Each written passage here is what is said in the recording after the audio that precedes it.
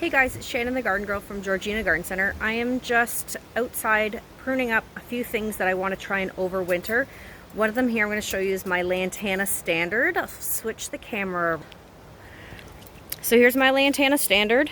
It's in about a 15-inch square pot, and I have some annuals that have pretty much seen their day down below, but you can see how big it is. It's probably 4-ish feet tall. This is how big it started the season. A little tiny one in a 1 gallon size pot. It's just a 1 gallon. That's how big it was, and it's probably actually a tiny bit smaller than that, and that's how big it got in one season. So what I want to do with this too is, let me see if I can do this with one hand. Because that's so big, barely fits in my house, I am going to prune back some of these arms. I don't need all of them, and a lot of them, when I bring them in, the leaves will fall off anyways. So I'm going to prune these. This one here has some growth here, a little stem coming out, and a little stem here.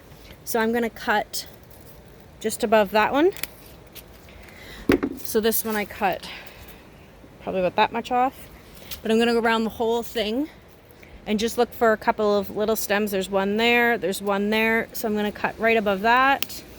So I'm gonna take this whole thing right back, and which is okay, because hopefully, if that actually survives, if it survives me over the winter, it will grow back nice and thick next year.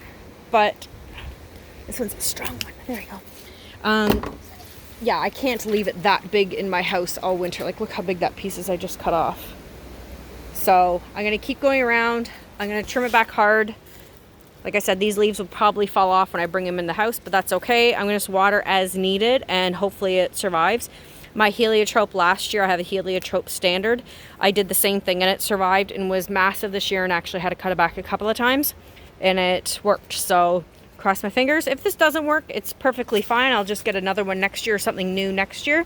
But it's always worth a shot to try and bring something like this inside. Have a great day, guys.